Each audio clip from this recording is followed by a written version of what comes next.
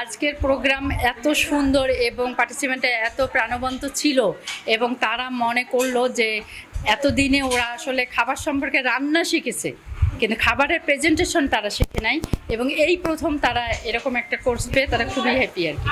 আমি আসলে মেয়েদেরকে বা পার্টিসিপেন্টদেরকে ভালো কিছু সবসময় দিতে চাই এবং আমার মনে হয় আমি ওদেরকে সামান্য কিছু হলো দিতে পেরেছি, আমার খুব ভালো লেগেছে। আমি তো প্রতি মুহূর্তেই অংশগ্রহণ করি, যখন ফুড নিয়ে কাজ করি তখন আমাকেই প্লেটিং করতে হয়, আমাকেই ফটোগ্রাফি করতে হয়, এটা তো সবসময় করি এবং এটা করি বলে আমি জানি কি কি অসুবিধা হয় নতুনদের ক্ষেত্রে। এই চিন্তা থেকেই আসলে তাদেরকে মানে এই ওয়ার্কশপটা করানো হলো। পুরানদের ক্ষেত্রে যেটা সুবিধা হয় তাদের স্কিল সবসময় মানে ডেভেলপ থাকে, মানে তারা অনেক কিছু জানে। মানে পুরান চালের ভাত বাড়ে এরকম একটা প্রবাদ বাক্য যেহেতু আমাদের দেশে আছে, যত দিন যাবে মানুষের অভিজ্ঞতা তত সমৃদ্ধ হয়। সে যদি চেষ্টা করে যে আমি কিছু শিখবো, কিছু করব, ঠিক আছে।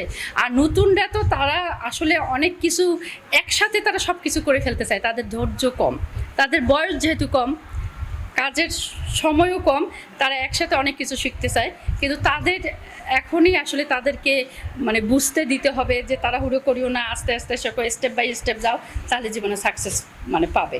নতুন বা পুরান বোঝানোর ক্ষেত্রে বা মেন্টালিটি নেয়ার ক্ষেত্রে নতুন বা পুরান কোনো কথা না। যাদের আগ্রহ থাকে তাদেরকে আপনি চট করে খুব অল্প সময়ে তাদেরকে বুঝাতে পারবেন, আর যারা বুঝতে চায় না তাদেরকে অনেক দিন পরেও আসলে তারা কখনোই বুঝবে না। এই ক্লাসটা একটা বিশাল একটা ক্লাস, এইটা 2 ঘন্টা বা 1 ঘন্টায় আসলে সাকসেস বলা যায় না, তবে তাদের ন্যূনতম একটু ধারণা হয়েছে, মানে বেসিক একটা ধারণা যে কোন খাবার কোন প্লেটে দিতে হবে, কোন খাবারে কী উপকরণ দিয়ে সাজিয়ে দিতে হবে, এই জিনিসগুলো তাদের ন্যূনতম একটা ধারণা এসেছে।